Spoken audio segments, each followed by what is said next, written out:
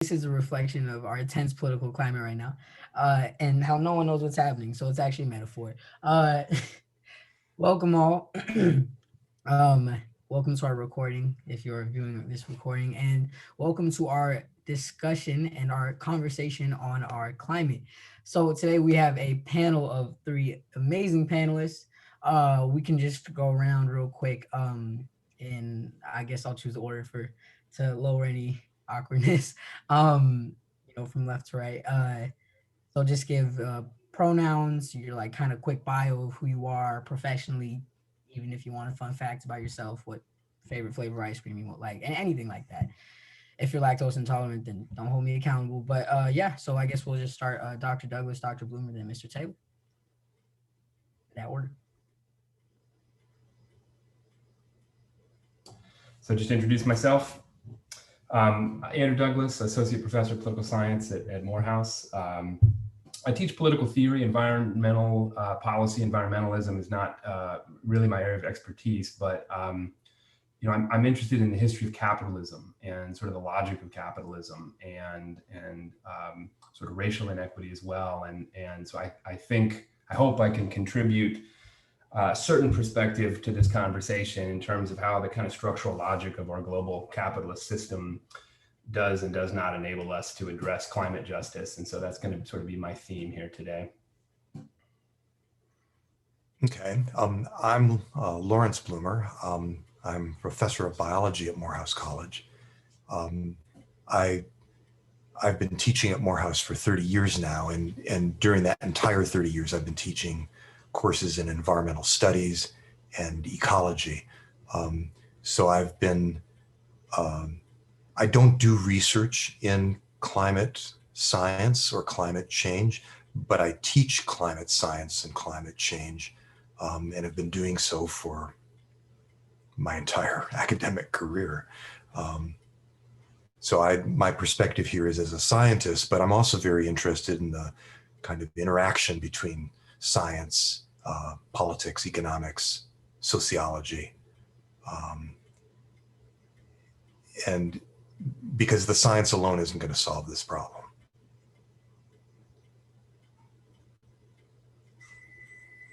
Beautifully said. I am John Taylor, he, him, pronouns. I have a background in environmental and social justice, activism and organizing. I studied at Tuskegee University, political science history, international affairs, and African studies. Then spent the better part of the last 25 years doing direct action and organizing around environmental justice and the intersectionality of environmental justice and labor justice. And so I work with SEIU, and I bottom line a number of program partners with M4BL, Black Men Build, Black Male Initiative Georgia, and the Center for Third World Organizing. And so a lot of my work is centered around the impacts of environmental justice and climate change on people of color and low-income communities. So yeah, I'm excited to be with y'all this evening and look forward to a great discussion. Well, we're really glad to have you all here. Really great that you guys were able to spend this time with us, during this turbulent election season year. So we're just going to go ahead and get started. So the first question, and the way it's going to go, essentially, whoever answers or who speak first, and we'll just go like that. So how do you feel this election will affect the country's response to climate change? From the House of Representatives to the Senate to, most importantly, to the presidency.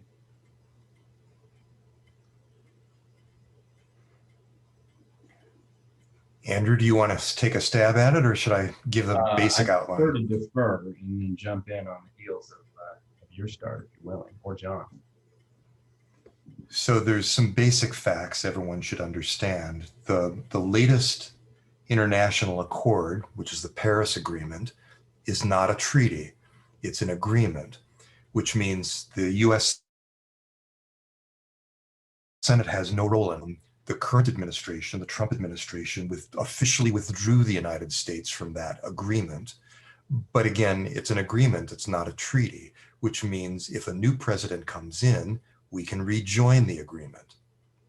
It's a voluntary agreement, but it does set some guidelines and really creates, in some ways, peer pressure between countries, between political units, to try to get countries to make commitments and meet those commitments to slow the rate of global warming and ultimately to reverse the global warming that's occurring. So the answer to your question is, if Biden wins the presidency, he can turn this around pretty dramatically. At least politically, he can turn it around pretty dramatically. What's already happening, what's already the processes that have already been induced are going to be harder to change quickly. You know, the fact that New Orleans was already destroyed once is not suddenly going to be reversed by a change in the political leadership. The fact that a hurricane can sweep up the east coast of the US and inundate Manhattan and destroy homes and upend people's lives isn't going to suddenly change because the presidency has changed. But we need to be thinking about longer term and changing the way we do things, particularly in the Western industrialized world, because we're the source of this problem. We're the source of this problem, and we're the cause for the disruptions that are occurring right now.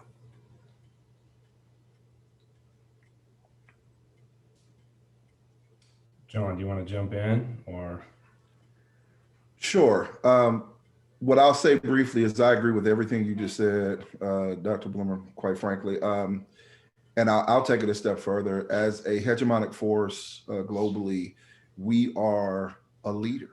And so we either lead globally in the right direction or we lead in the wrong direction, removing ourselves from the Kyoto protocols, driving down renewable energy solutions and investment and resourcing.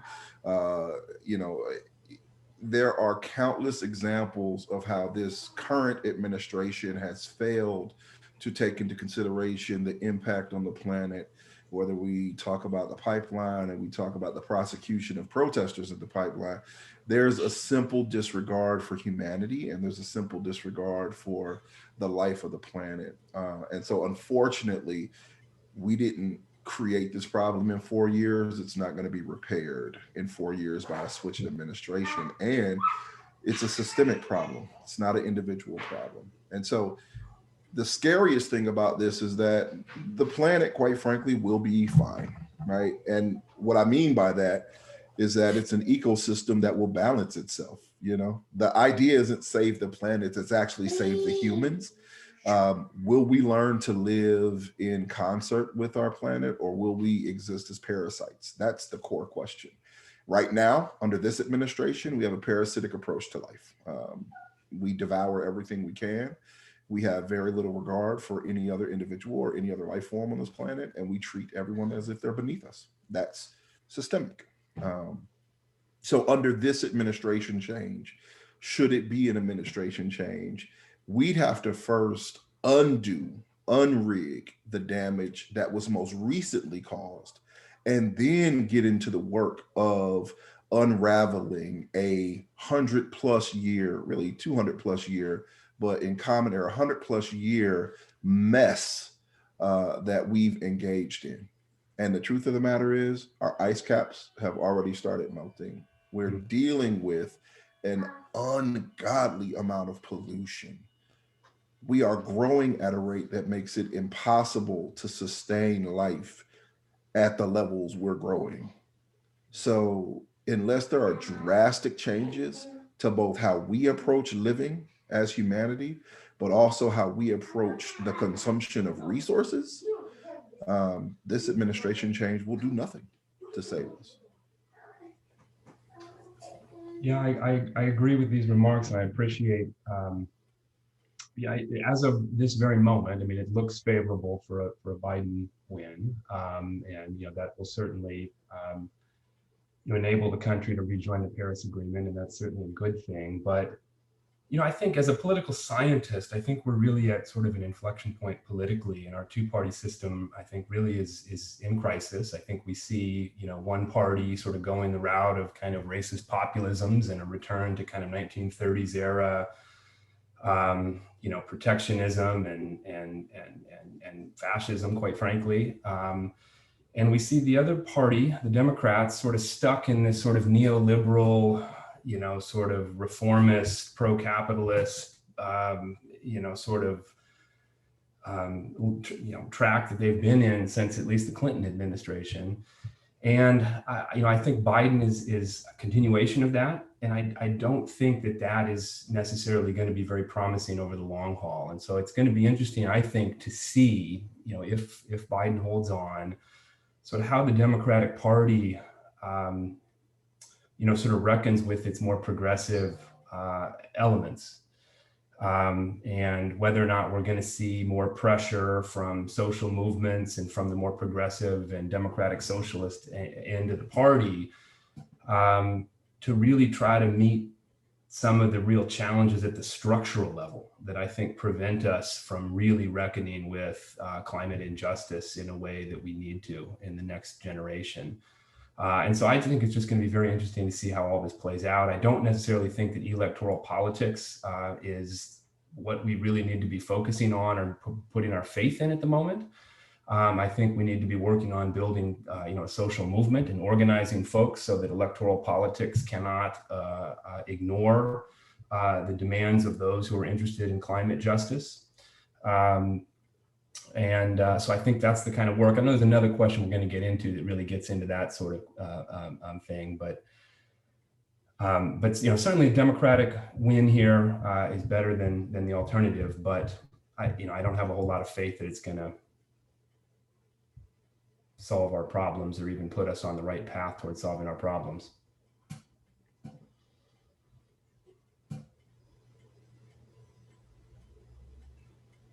Well said. Thank you. So if we can just move on to the next question too. So I mean, talking about once again this election, as Jeremiah stated earlier, presidential state of representatives, House of Representatives, and the Senate as well. Everything kind of all together. Or I should say these elections. But how do you feel that these elections will affect HBCUs like ours? Morehouse College and the Atlanta University Center and across the United States.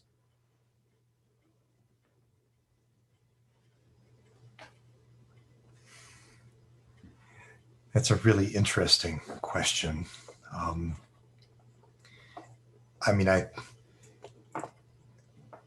I think historically Democratic administrations have been more friendly to HBCUs, but there's certainly variation in this. It really going back to what Mr. Taylor was referring to. I mean, the attitude and approach that the current administration has is to simply use people. My impression has been HBCUs have not really prospered under the current administration, so a change is welcome in that respect. Is it going to suddenly mean that, that the financial difficulties that most HBCUs face is going to be remedied? I doubt that very much. There are just too many other issues out there, and HBCUs are small players in the education ecosystem, as it were. I'd like that not to be the case, but I think that's closer to the reality. There's been this kind of perfect storm of problems. I mean, we're all in our homes right now, basically isolating because of this current pandemic. That wasn't caused by the current administration, but the administration's approach to this has made things even more difficult. And that's putting incredible stress on all educational institutions, not just HBCUs.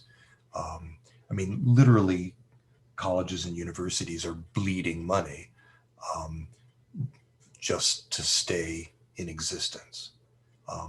And that's because we have an education financing model that's based on, that requires that colleges like Morehouse and other HBCUs make money by having students on campus.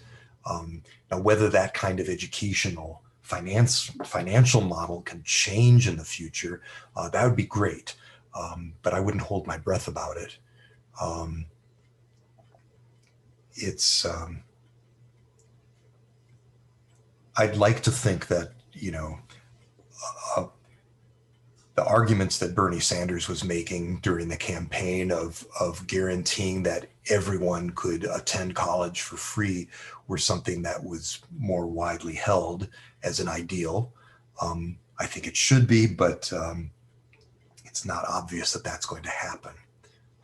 So I don't think there's going to be any windfall for HBCUs.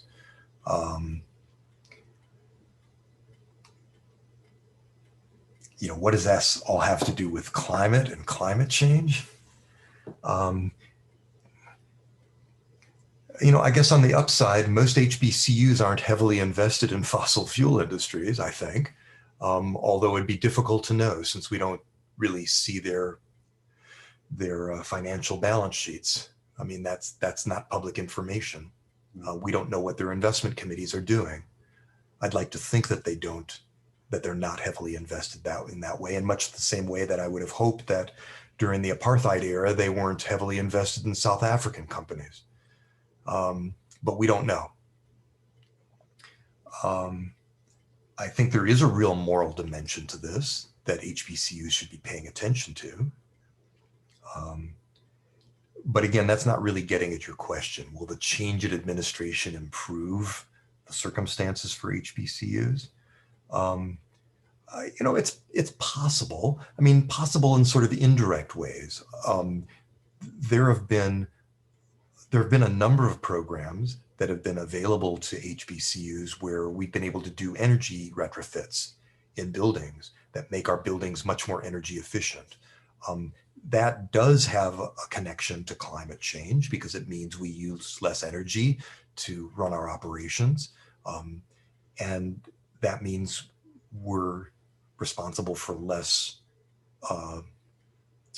greenhouse gas emissions for our normal operations. That's really sort of a circuitous route. It requires that you connect a lot of dots.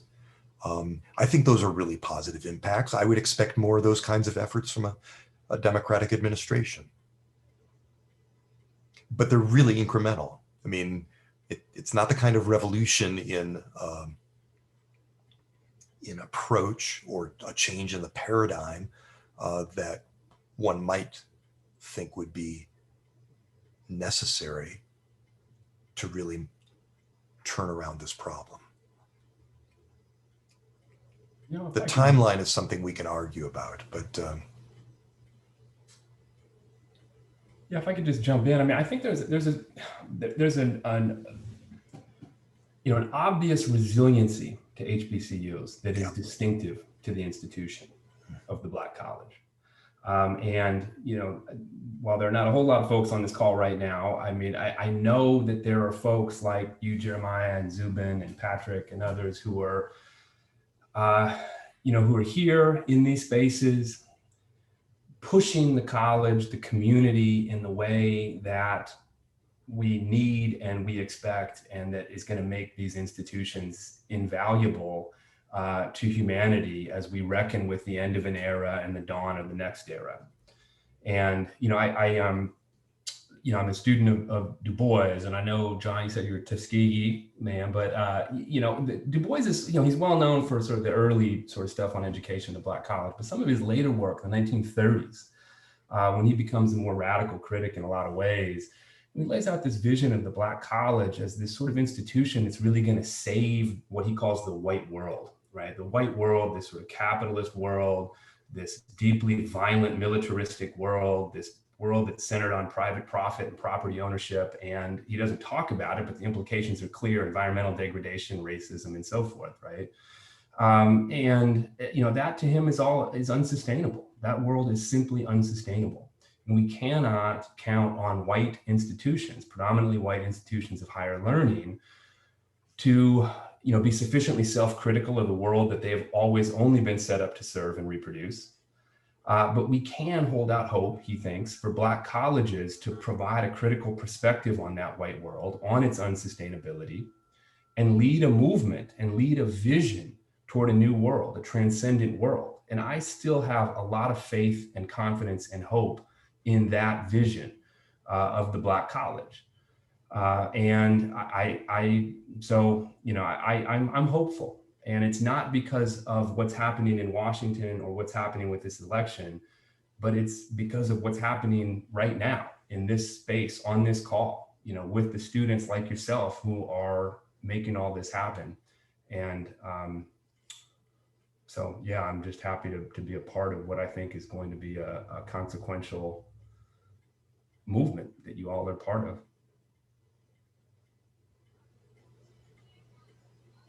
Yeah, what I'll say briefly, as a Tuskegee man, I had the pleasure of many hours poring over our Washington collection and studying papers that were written between Du Bois and Booker T. Washington. And one of the most fervent underlying theories there was the need for us to have our own land, our own access, and really a scathing analysis of what institutions of higher learning did or did not do in regards to students of color, Black students in particular. And I think we've seen an erosion of standards, of controls, and of resource to HBCUs under this administration. What I'm most afraid of is the fact that we won't see a resurgence of support for HBCUs because there's a level of rhetoric around resource right now based on the pandemic, based on the amount of money that's been used for CARES Act, HEROES Act, all the bailout work, as folks call it, for essential workers and the underpinning of our country, that is equivalent to Depression era economics. And unless we have an FDR type of New Deal that focuses on debt forgiveness, loan repayment, and or the undergirding of educational institutions so that it's not a for-profit system that relies on creating debt for students in order to gain education or to operate. I don't foresee a great deal of change under this administration. I will say that the one thing that is hopeful is if the administration leads to some more common sense and practical behavior in regards to the pandemic, we may be able to get a better control over it. And that might allow us to return at some earlier point to campuses to engage fully, to continue to generate revenue in the various ways that HBCUs have done in the past. But sadly, I don't think they're going to just open up the bank and start supporting HBCUs or find a way to waive and forgive any debt that students have incurred over the last decade.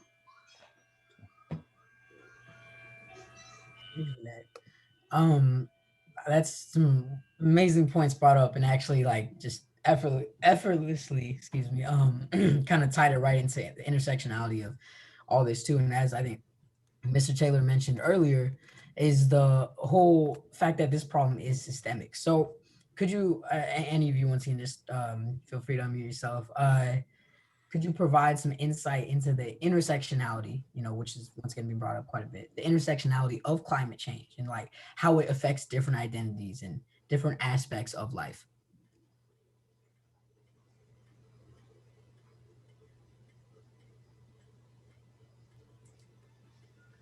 I'll jump in first here.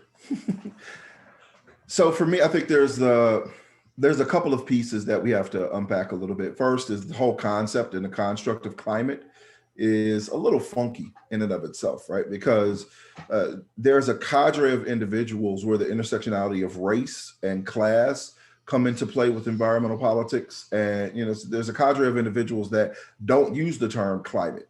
I never really refer to it as climate justice. I refer to it as environmental justice because there are tangible and long lasting impacts to our communities, predominantly indigenous, immigrant, and people of color, Black, indigenous, people of color communities. Um, Dr. Blumer referred to New Orleans, right? We've seen entire populations and communities devastated by the change in the weather, the change in the temperature, um, the patterns of migration of animals as a result of deforestation and devastation, the increase in carbon, the carbon byproduct from our energy consumption and creation. So, you know, I think the reality is when we talk about climate justice, it is oftentimes white, liberal, or moderate organizations who identify as having a different relationship to nature, to land, to Gaia. And when we talk about environmental justice, we are often talking about Black, Indigenous, and people of color who have to bear the brunt of the burdens and the impacts of how the environment has been abused and is changing in order to survive. And so that's one. Two, I'll say like there's a clear intersectionality around resource and economics as it relates to environmental justice and climate. When we talk about gerrymandering and redistricting, who has access, where are airports and truck stops and main thoroughfares around distribution placed. We have a situation here in Georgia. If you look at Union City, Georgia, if you look at the southwest side of Georgia, there's an entire, multi-billion-dollar program known as Aerotropolis that is built around gentrifying and redeveloping College Park. And as part of that, they are developing residential and single family homes through the Tyrone Fayetteville corridor, but they have relegated Southwest Atlanta, city of South Fulton, city of Union City, city of Fairburn as the logistics corridor of what they're calling the Southern Crescent. And so we've seen an influx of warehouses. There are literally 17 warehouses that are that have broken ground on and that they're developing. Nearly 14 of those 17 are speculative, which means they don't even have companies that are ready to move into them. But they have hopes of courting these companies. That means that the communities surrounding this area, which are middle class, African American, and immigrant communities, have the burden of carrying the entire weight almost of a distribution infrastructure that is going to service all of Metro Atlanta and the surrounding counties. So that's an example, in my opinion, of environmental justice and a direct attack. And the correlation is that the reason these things are allowed to occur is because we have a mayor in Union City and a city council in Union City, all of whom are Black, but who don't actually live directly by the area that is being slated for demolition and distribution warehouse development. They live miles away on the other side of Union City. The intersectionality is that we have a situation where all of those city council members are at-large members. So they're not beholden to any one part of the community, and they're actually allowed to make decisions that impact folks that don't even live near them. And of course, what that means is that they decide to dump as much as they can on the parts of the community that they don't live near. Of course, it means that they make decisions that allow them to gain favor and become the head of the Georgia Municipal Association, for example, rather than making decisions that would impact positively the residents in the community. And so, not to be too long-winded, I just think that there are some very local impacts to how politics butts up against climate and environmental justice. And most of them have to do with who has the ability to make a decision strategically about how things happen in communities, and who has the wherewithal and the foresight to understand the process so that it's made easier for folks to chime in. Many of the folks in these communities are working two jobs, they're single parents, the jobs are somewhat low income. Even if they're not, the number of hours that they work per week is just astronomical. And then the last thing I'll say about this, we've seen an uptick in accidents due to 18 wheelers and heavy trucks being on the road. There's been no development outside of softening some curbs.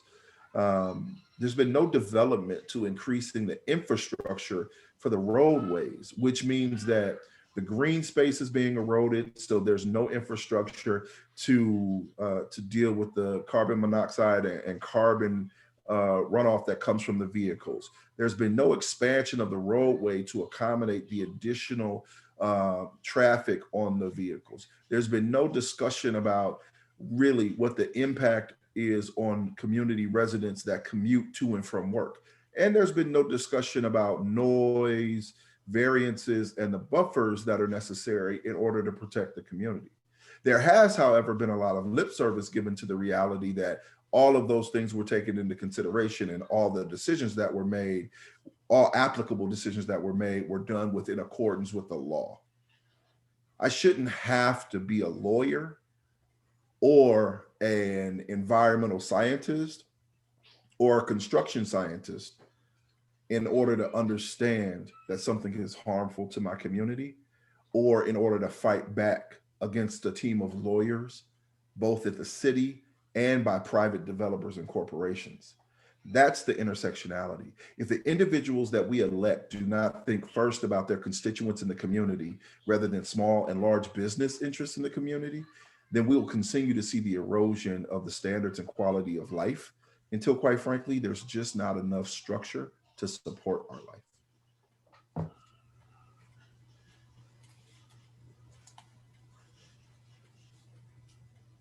These are always really sad circumstances, I think. I mean, the reality, I mean, I think John's right about this. At whatever level you want to talk about this, the people who are most vulnerable are the people who are least capable of responding.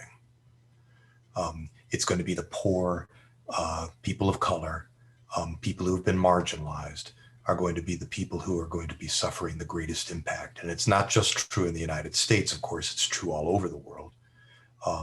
But, you know, we know about the United States. We see it right in front of us if we pay attention. I think it's perfectly reasonable not to talk about, you know, climate justice, but to talk about environmental justice, because these things are deeply interrelated, and it's often hard to separate them. I mean, we've had environmental justice problems in the US for forever.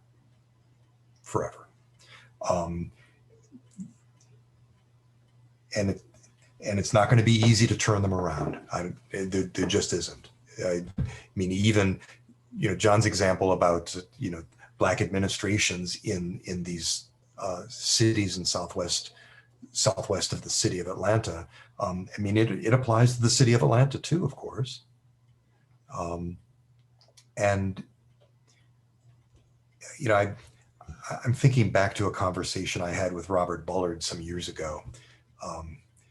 And, you know, his comment at the time was, you know, there really is no solution to these polluting industries or polluting facilities. We just shouldn't have them because no one wants them.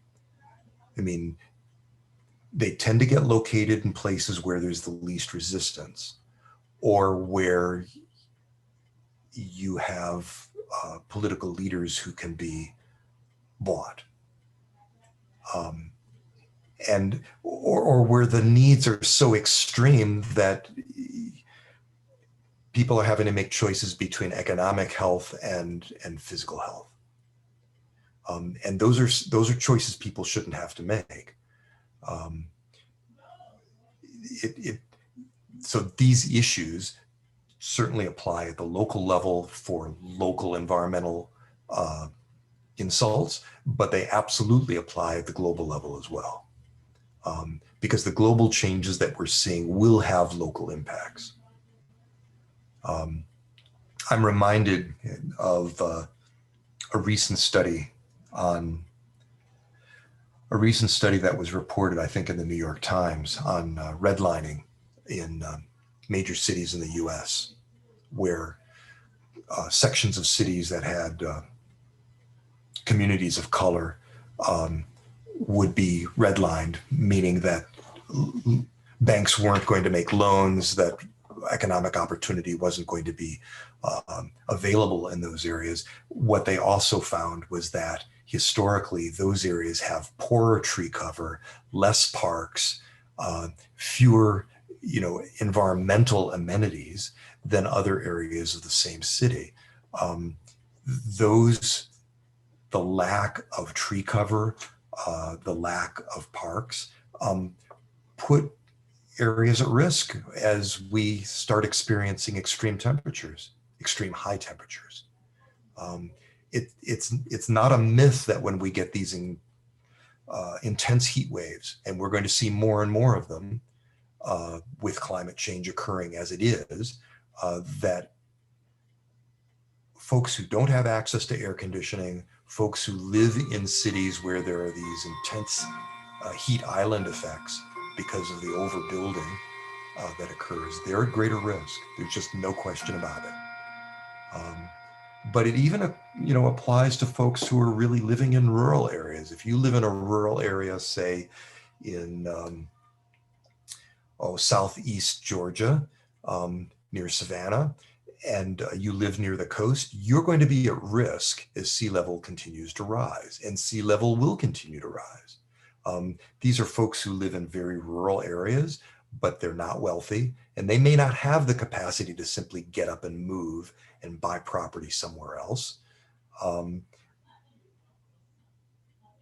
impacts are going to be real, and they're not going to be equally distributed. I mean, that's the reality. Now, that doesn't mean we can't intervene to change those outcomes, but there's real injustice there. So these are just great points, and I, as a political theorist, I'll just sort of add, some sort of abstract, sort of top layering on top of this. I mentioned at the start, that I'm not, a student of environmentalism, environmental policy, but I am a student of sort of the history of capitalism and the logic of capitalism. And there's a concept that's really gaining a lot of traction, both in academia, but among organizers as well. And this notion of racial capitalism, right? That capitalism, as a matter of course, moves through relationships of inequality. In order for capital to accumulate, it must move through relationships of inequality, and racism, enshrines those inequalities, and it reproduces those inequalities, and it depends upon those inequalities. Capitalism, that is to say, depends upon those racial inequalities. And so I say this to indicate that I think that if we're going to be in a position to reckon with the sort of uneven development, the sort of uneven geographical sort of nature of these challenges, that we really have to reckon with capitalism itself, that a sort of movement for environmental justice has to be an anti-capitalist movement as well. A movement for racial justice has to be an anti-capitalist movement as well. And I think the sooner we sort of come to see the structural logic that requires and reproduces these racially unequal outcomes, that reproduces the vulnerabilities that certain populations experience, the sooner we'll be able to address these challenges and work toward a more sustainable future. Great responses. And yeah, I definitely agree with everything that was said. I think it's very much impossible to remove the racial component from climate change and environmental justice, just because of where um, the most impacted places by climate change will be and have been. But I just want to kind of get into you all's fears about climate change. So, what worries you the most about climate change? And you can take it from a international perspective, but also a local one as well.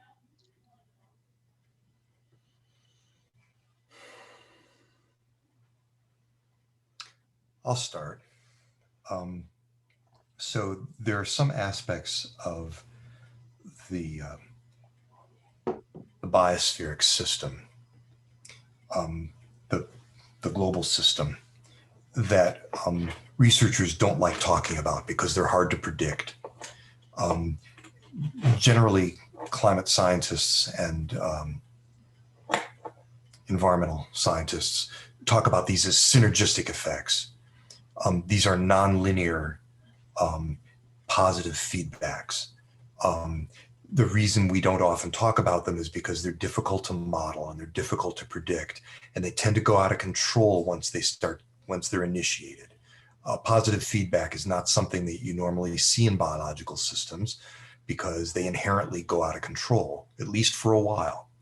Um, normally when people talk about biological control systems, they talk about negative feedbacks. If something gets too hot, something else gets turned off as a result and it goes back to equilibrium.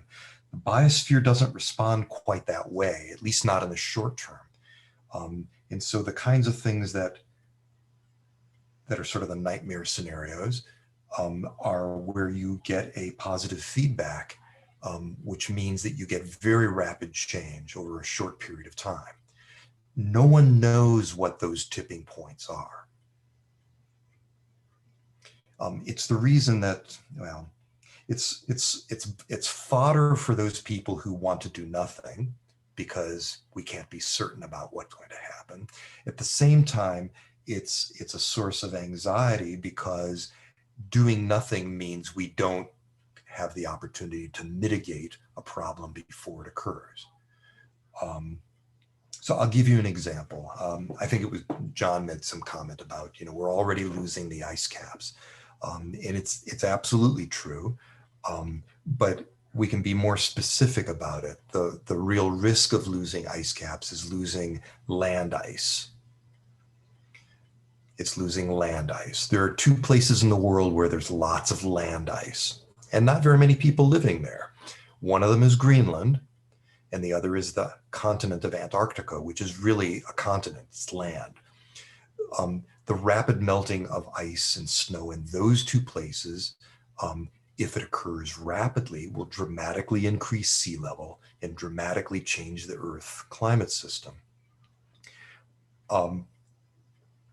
Most modeling is based on extrapolating linearly what's happening now, but the melting of ice and snow means there's less reflection of light from the Earth's surface.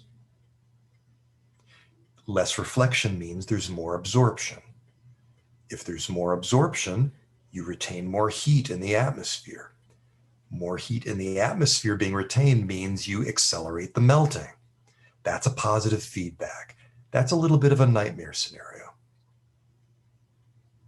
So it's rapid change that we're all fearful of. Slow change we might be able to adapt to. Rapid change is harder.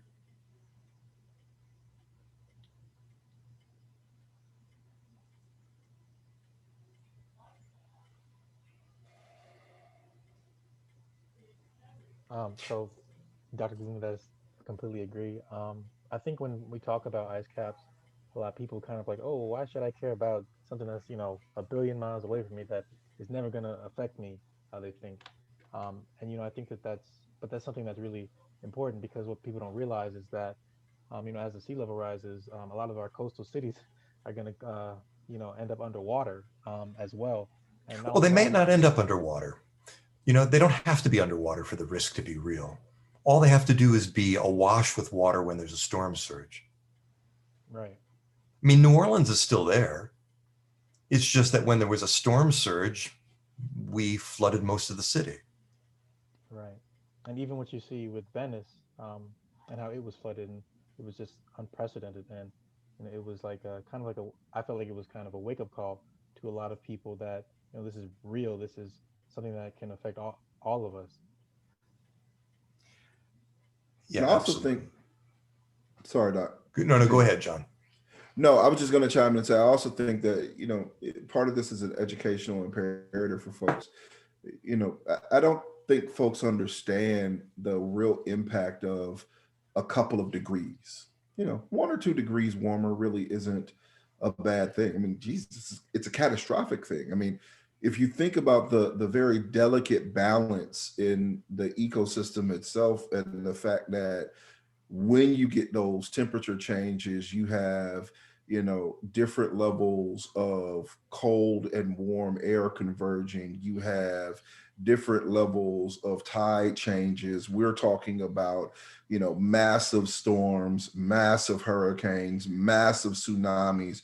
We're talking about rifts and changes on a global level that seem, because like you said, Dr. Blumer, because people feel like, well, it's happening slow and over time, we can address it, we'll deal with it, a little tweak here, a little tweak there. And then the climate deniers say, oh, that's just some freak accident or freak occurrence, so you can't build your life around that one thing. But those rapid changes have long lasting reverberations and effect on life, so we have to think about them. That's absolutely true. One of the misconceptions about climate change is, oh, it's only a few degrees. And the reality, of course, is that we experience, goodness, between day and night, we could experience 10 or 20 degrees Celsius change. But we're talking about the average climate temperature, the average atmospheric temperature. And we know from the geological record that the difference between an ice age and what we're experiencing now is only about 10 degrees Celsius. Those are the extremes in climate, the absolute extremes in climate. The difference between a mile of ice covering North America, that is a layer a mile thick covering North America, and a period like now when it's relatively warm. That's about 10 degrees Celsius average global temperature. So a change of 2 or 3 degrees, that's really major. But as important as that is, the rate at which we're changing the greenhouse gas concentrations is just as important, and maybe even more disturbing, because the rate of change that's occurring in greenhouse gases now has never been observed in geological history. Ever. That's right. And there's real risk in that kind of rapid change. The other part there are always ironies, right? I mean, environmental justice is filled with ironies. I mean, it is true that people of color and poor people are at risk, but wealthy people are going to be at risk too. They, of course, can get up and move, but there are going to be some real losses that will occur. Some of the most expensive real estate on the planet is in the most vulnerable places on Earth. The places that are going to be most at risk of sea level rise, the places that will be most at risk of storm surges.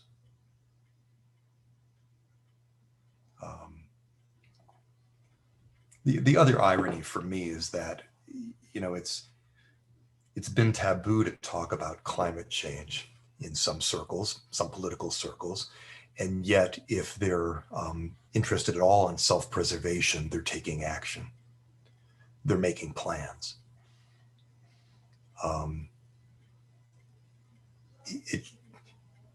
Maybe it should come as no surprise to the viewers of this conversation, or to my colleagues, that the U.S. military is paying very close attention to this, not just for understanding where trouble spots in the world are going to occur, but also because it impacts their own operations. Absolutely. we're just gonna move on to now some of the viewer viewer participant asked questions. There we go. And once again, this is an amazing discussion because like sorry, I gotta let my cat out. But like though, like especially the whole point about the 10 degrees Celsius making like that much of a difference. Like, what can you say? Sorry.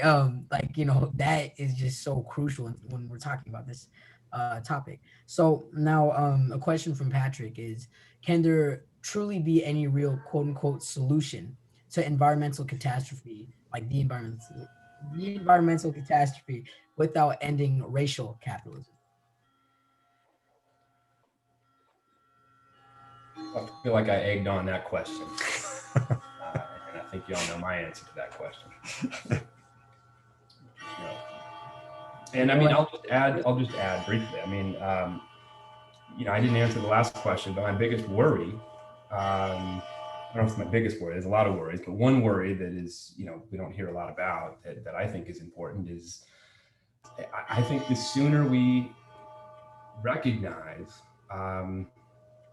that the sort of structural logic of capital accumulation makes it intensely difficult to deal with the challenges of environmental justice and climate change, the sooner we will be able to reckon with these challenges.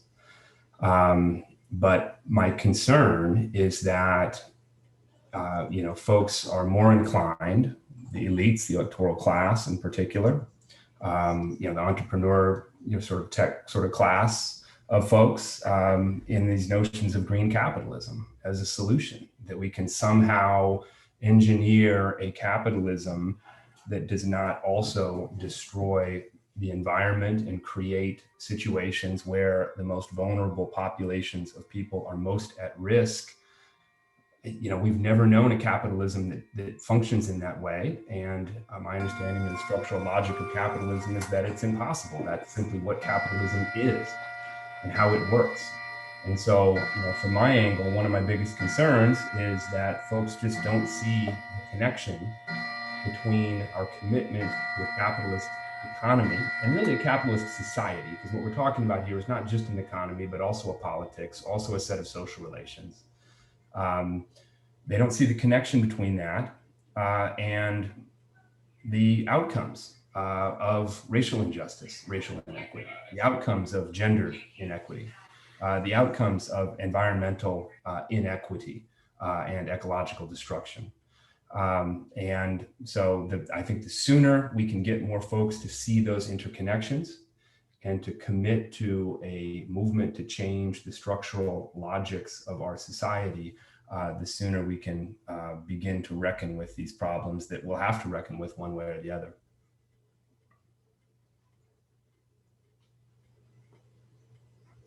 Right. And then just a follow-up question on that too.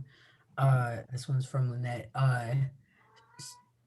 Sorry, my cat is just very loud. So would you say that environmental changes cannot be stopped unless America purges its capitalistic tendencies? So specifically when it comes to consumerist culture as well, whether it's from a corporate level or the actual like individual consumers, like the role that plays, can we stop those environmental changes without stopping that?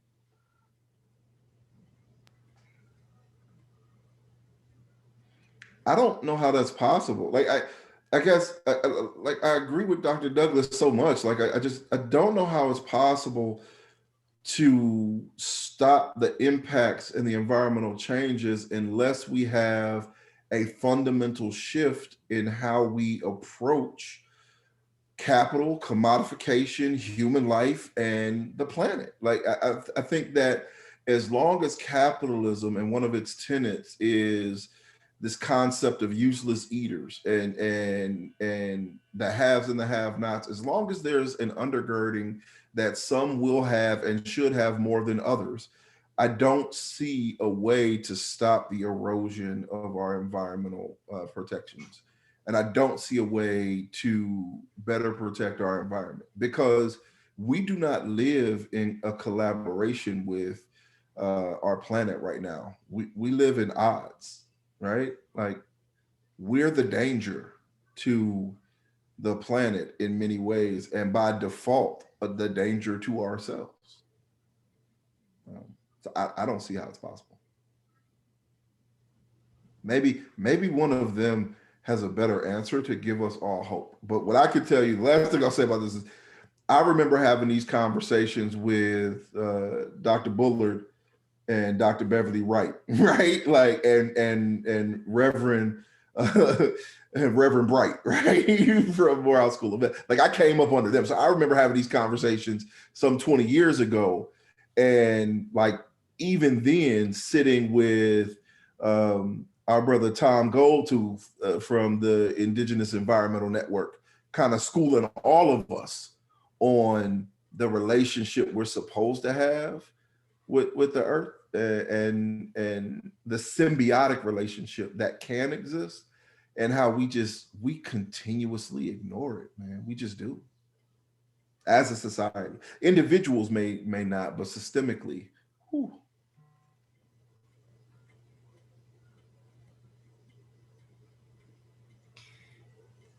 This is, to me, this is one of those really difficult kinds of conversations, because the alternatives don't look particularly good. The alternatives that are out there are not particularly inviting, and don't suggest that those are models to emulate. And so to me, it's a real conundrum. On the one hand, talking about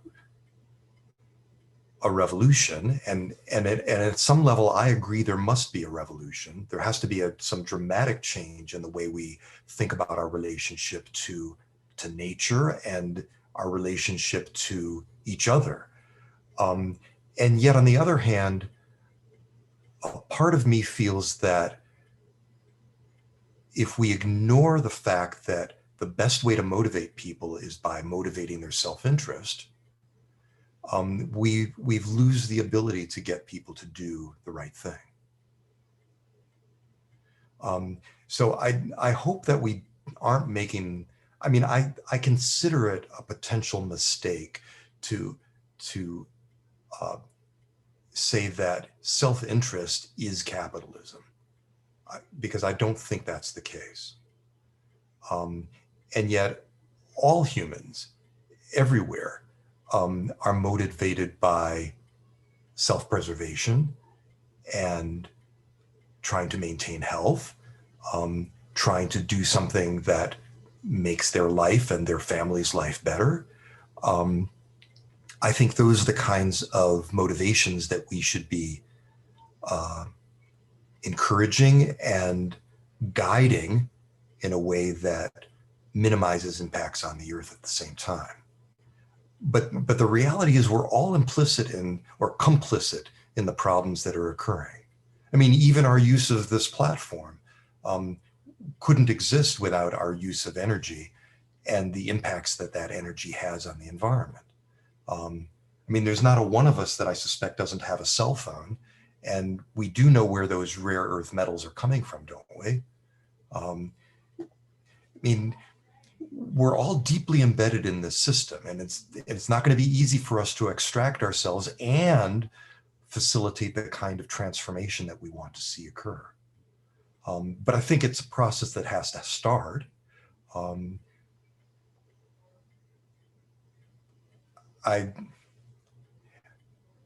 There's not going to be one easy prescription for this. I'm convinced of that.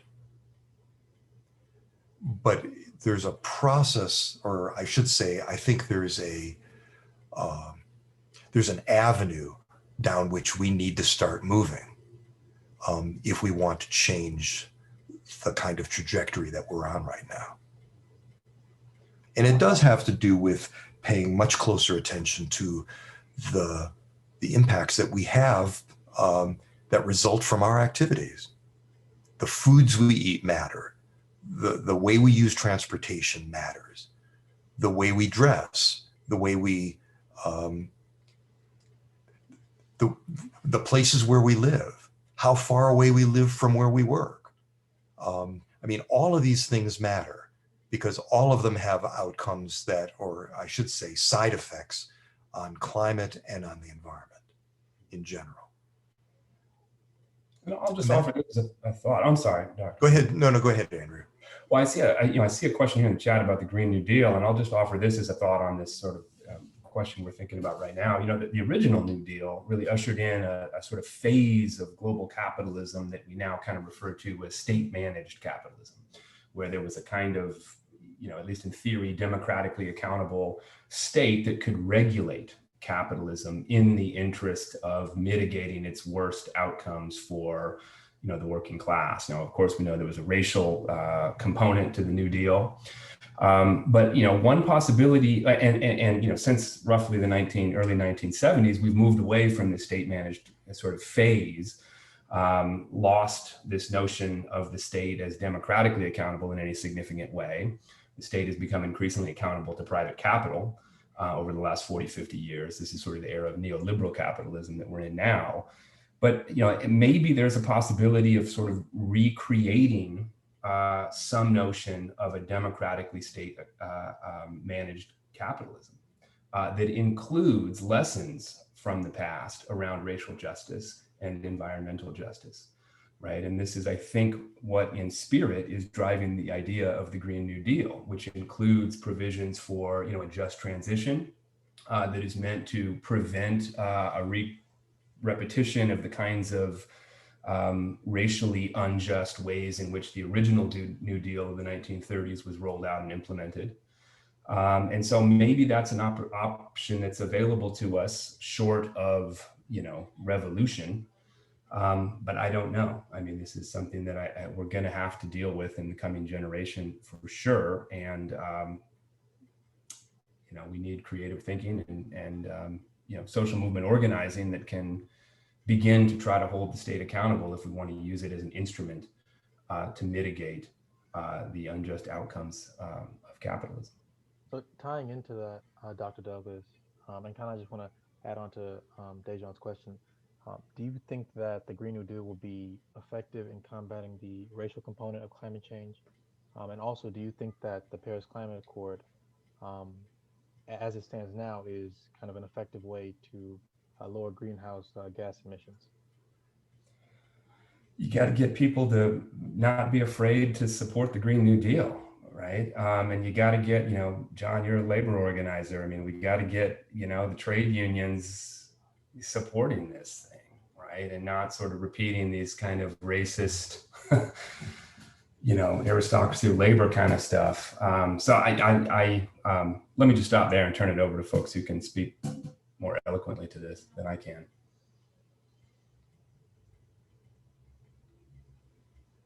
We have to start down the path. There's no question of that. We have to start down the path. And the Green New Deal is certainly setting the beginning of that path. Doing nothing is not an option because the consequences will come regardless. I agree with that 100%. Doing nothing changes nothing. It actually allows for the conditions to become worse. The idea that the Green New Deal is a format or a path forward to change the material conditions and the relationship between the environment and labor is right on. And I agree with you, Dr. Douglas. We need labor to step up in a completely different way than it has before. We need to recognize that we are not able to, tuck our heads in the sand and just hope that, this assault on progressive or liberal ideology will pass us by, because it has failed to do so. It has landed squarely in our lap. And if we are not pushing for environmental standards as we negotiate and use our leverage and power to move new contracts, then we are failing. And there's, again, an environmental justice component about this. When we talk about the solvents and cleaners, the materials that janitors use, when we talk about the impact on the quality of life for the numbers of hours you spend doing the jobs you do. When we talk about the materials that are used in the development of buildings and new infrastructure and the renovation, there are deep concerns about the use, again, of energy, of raw materials, and deep concerns about the negation or the lack of interest in the impact on workers. Um, we are running a whole series of discussions through a platform called Walkout Wednesday with Reverend Barber and Mary Kay Henry, President Mary Kay Henry from SEIU, about essential workers. And one of the recurring themes that keeps coming up is, essential is just the new word for expendable. And that what has happened to so many workers during this pandemic is being likened to mass murder. And the reality that things like corporate immunity bills here in Georgia and a negation of the importance of the Green New Deal, or the invalidation of the concept of the Green New Deal as hippie science, or unrealistic or untenable goals to set. It just undergirds the truth, which is, we understand this. We know what the threats are to climate, to environment, to life. There are just some individuals in a privileged position of power who simply don't care. But it's sadder than that, because it's not that they don't care about me or you or the docs here on the call. They literally don't care about their own families and the own legacies that they leave behind. Because, as I think Dr. Blumer said, it's going to affect all of us at some point in time. They may have a little bit more resource, so they'll last a little bit longer. But there's an old biblical adage that talks about, when they came for me, there was no one left to help, because I didn't help when they came for the Thessalonians, or when they came for the Persians, when they came for the LGBT community, or when they came for the Black community, or when they came for the immigrant community.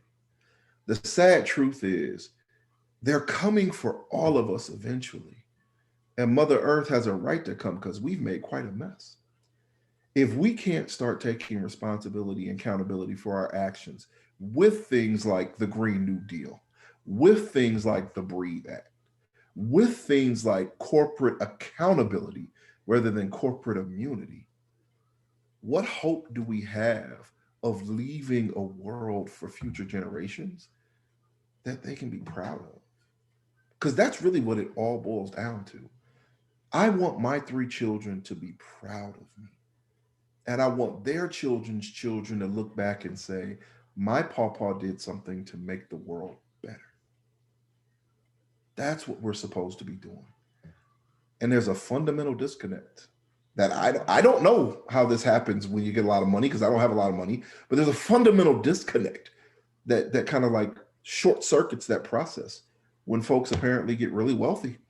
And we have to speak for the folks who aren't really wealthy and protect as much of this community as we can. I'm in favor of the Green New Deal.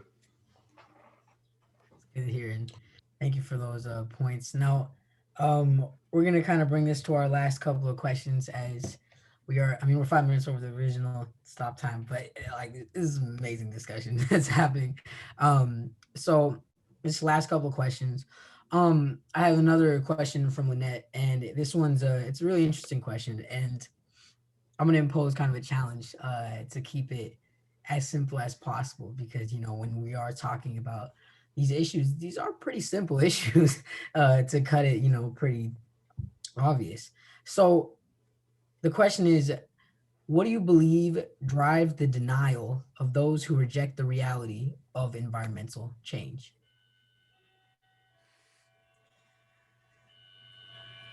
It's profit.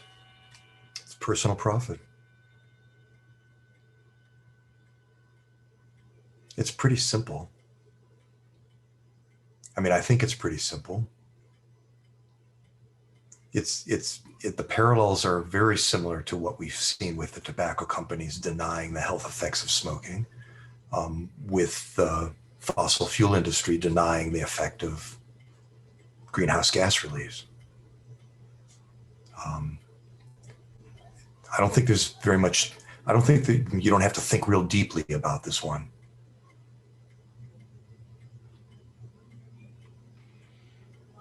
Yeah, it's kind of terrifying. Like, I grew up in Cleveland, Ohio, or I'm from Cleveland, Ohio, rather, and so I had the privilege of living somewhere where we were literally able to set water on fire twice. Yeah. And I used to say that with some distinction and say, I live in one of the only places where you can literally set water on fire. Like, there's a problem. Like, we've got to figure this out. And then fracking happened. And so many communities around the country, small rural lakes, streams, small towns, impacted by fracking. And all of a sudden, we can set a lot of our water on fire. And that just in and of itself becomes a scary thing for me. Yeah, I think folks are motivated by profit, but I also think they're motivated by fear. And I think part of the fear is not just the fear of not having, it's the fear of retribution. It's the fear of being on the other side of that coin. It's the fear of what happens when the masses rise up, right? And the proletariat takes control. That's terrifying. It's terrifying to fascists. It's terrifying to a tyranny and to oligarchy. That's what it is. Because they know they're wrong. So they have to hoard as much as they can, not just because they like gold, not just because they like shiny baubles, but because they're actually trying to hoard as much as they can to create a division in space from us and them, not realizing that there literally is no space between us and them. It's the same air. Like, that's the truth for me. It's fear and it's greed. And it's sad because love and sharing is so much more powerful. That's why we continue to win.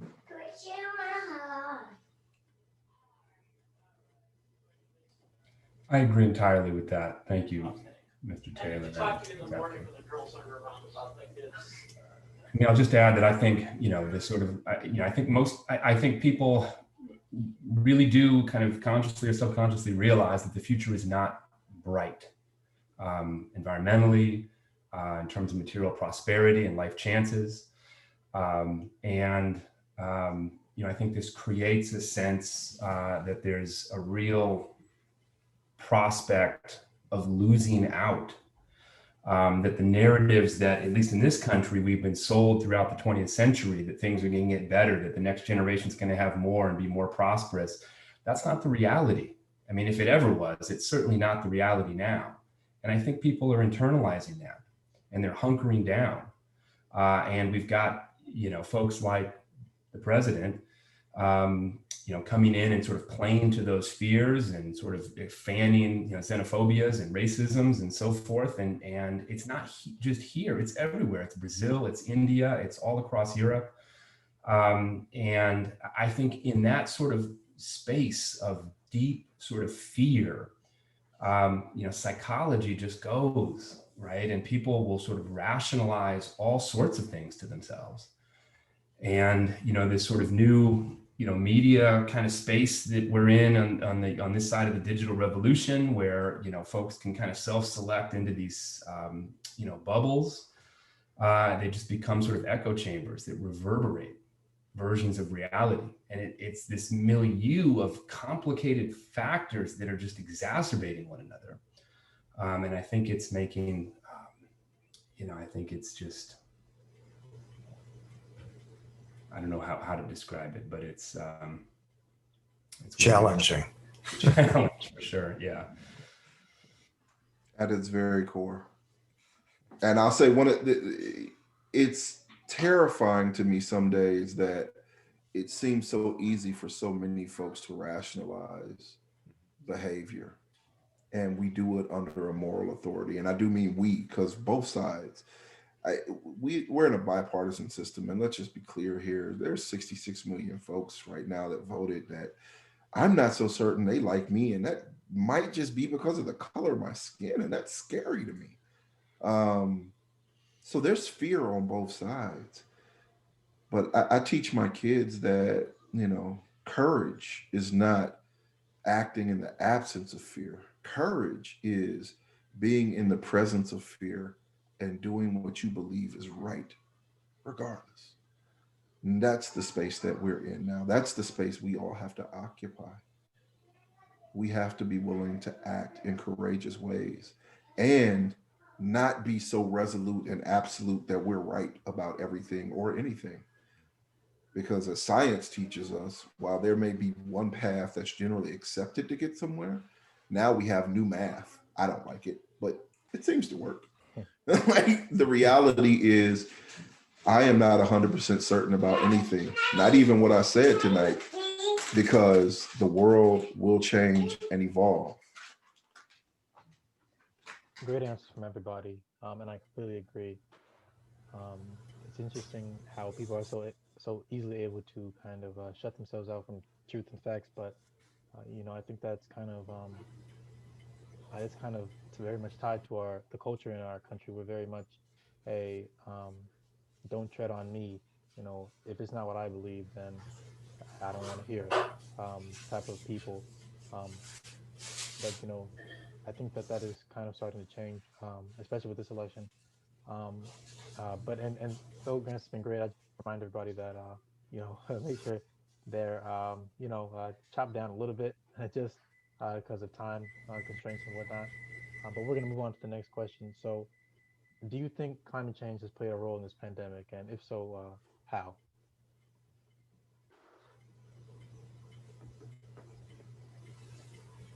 No,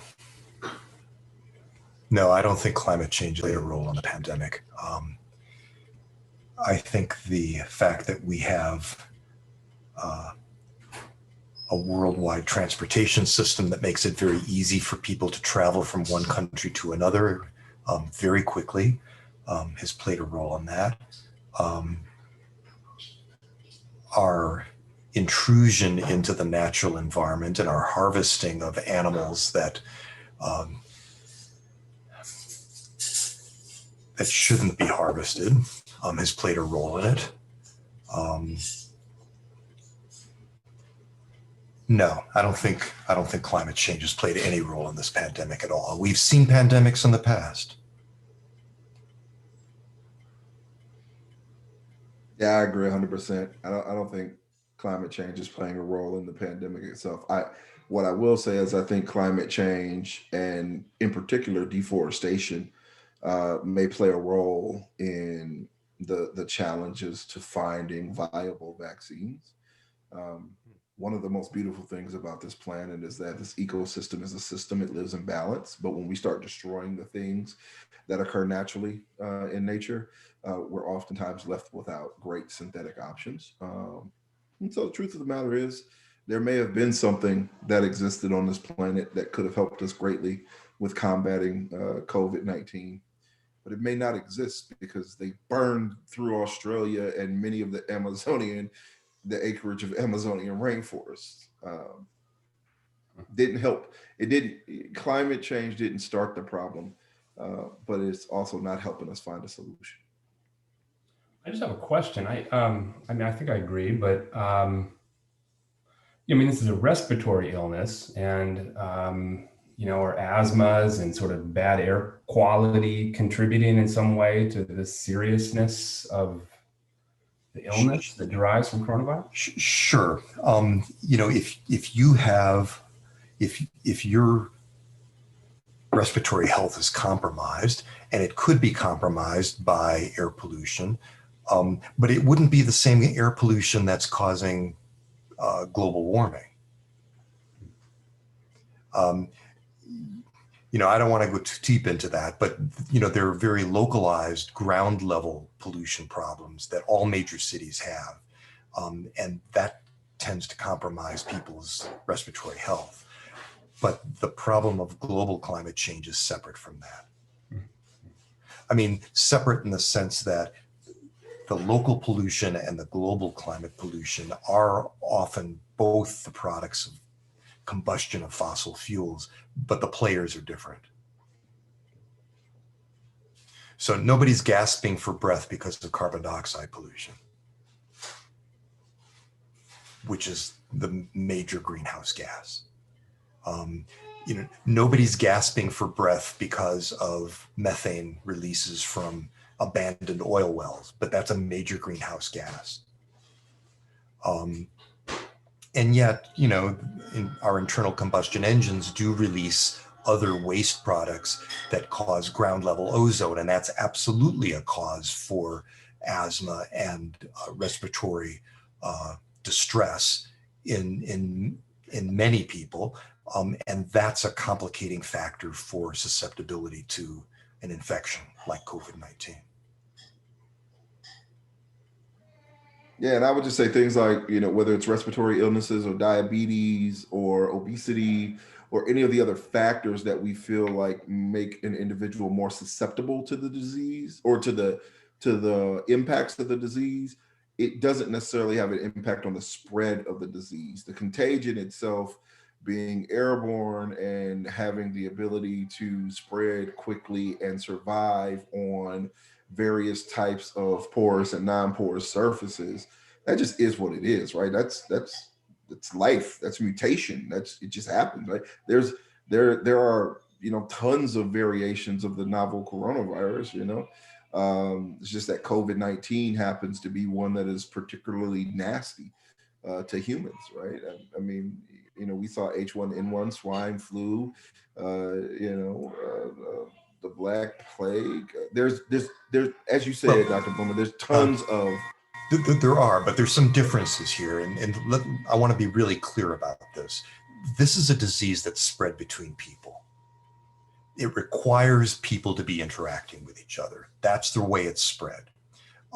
There's no vector involved. So, for example, bubonic plague involves a vector. It's generally not spread, although it's possible, but generally, plague is not spread between people. It's spread by fleas that are on rats or other animals.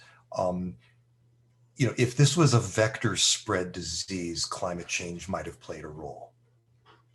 But this is not a vector spread disease. And the evidence worldwide is that it doesn't matter whether it's warm or cold, that the rates of spread, have to do with people not, people interacting in a way that makes that virus transmit between people. And the main avenue of transmission is direct contact. That's the reason that wearing a face mask when you're out really can help. Absolutely. And just our final, last two questions. I guess this one's kind of more for fun. Fun in terms of, we're in a global pandemic, oh boy. But essentially the question is really directly from a student standpoint. Either one, and answer this however that you can. Do you think we are going to, and do you think we should return to campus in the spring? Well, Andrew, you should answer that first. I can answer the first part of that, and the answer is they are planning to bring about half of the student body back, or invite about half of the student body back to campus in the spring. Should they? I don't know. Okay, so I'll give you my take on this. If you look at the infection rates countrywide, just here in the US, it's going through the ceiling right now. We closed campus at a much lower national infection rate.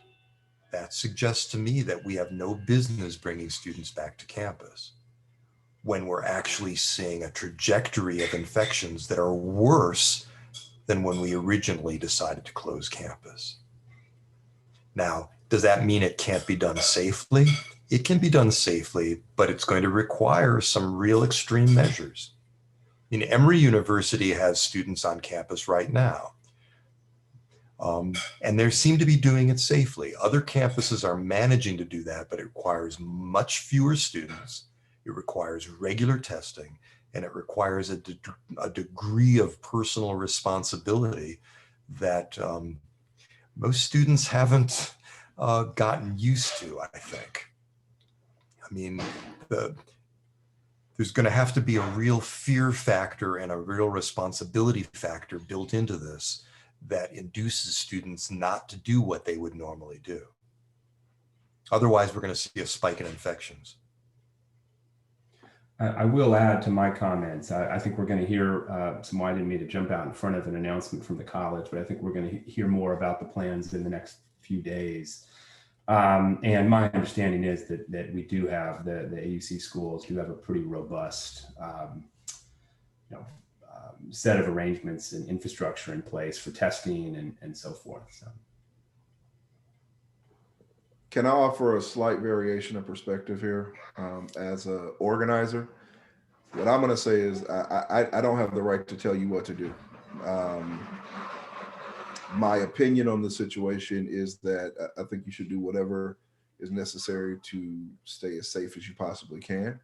But what I will say emphatically is that students who pay their money to the institution and who put their trust in the fidelity of the institution have a right to have, in my opinion, a say in the decisions that are made that directly impact your material existence. And so to that end, I think it's tremendous that Morehouse is discussing the pros and cons of returning back to campus life.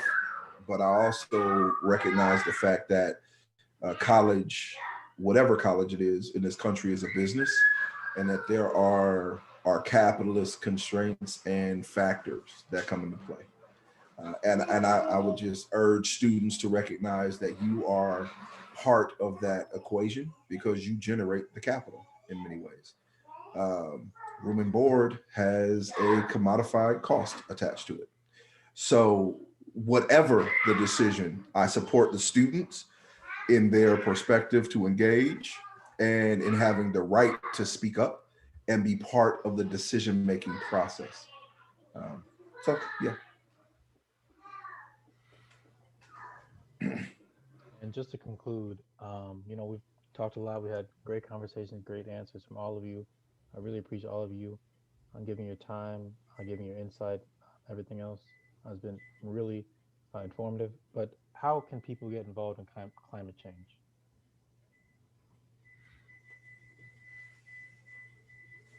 And combating climate change. We're all involved in it. Inextricably. I think one of the really important things, and Mr. Taylor mentioned it as well, students need to get informed. I think one of the most important ways to get involved is to be knowledgeable about what's going on. And that doesn't necessarily mean taking some course in it, although that's one of the ways. But there are organizations in the US that are really dedicated to making people well-informed, helping people become well-informed about this. And that's doing something other than simply reading posts on social media. There are lots of things individuals do because we are the source of these emissions. I mean, it's what we buy and what we eat and what we wear and where we live and how we move around and the vacations we take. It's everything. And so becoming better informed is is an immediate way of becoming reflective about the impact that each of us has.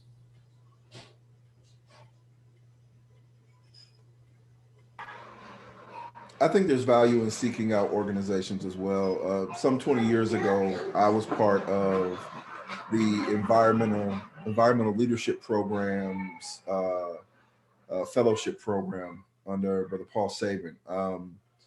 it's the intersectionality of corporate, community, and academic interest aligning to have these deeper discussions. Um, the Climate Justice Corps exists. We have a host of environmental and community-based organizations. It's as easy as typing in environmental justice organizations in the Google browser. I urge folks to do it. Yeah. And then I say there is huge value in listening to what folks who have dedicated their lives to this say about this. So I urge the Morehouse students to drop in on Dr. Blumer and Dr. Douglas. And if you can take it as an elective, sign up for the course and get a deeper understanding around racial capitalism from Dr. Douglas and a much deeper understanding around the arc of science around climate change and environmental justice from Dr. Bloom. Let me just jump in and sort of shoot that right back at you, John. I mean, I'm just in awe of the work that you do as an organizer.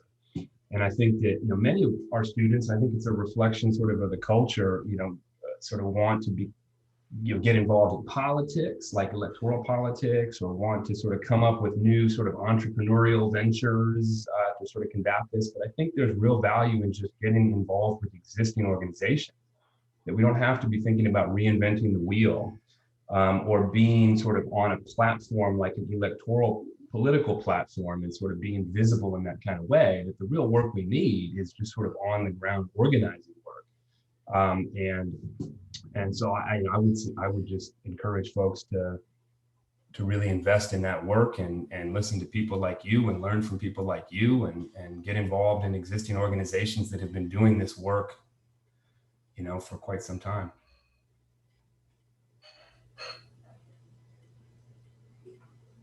Yeah, I agree.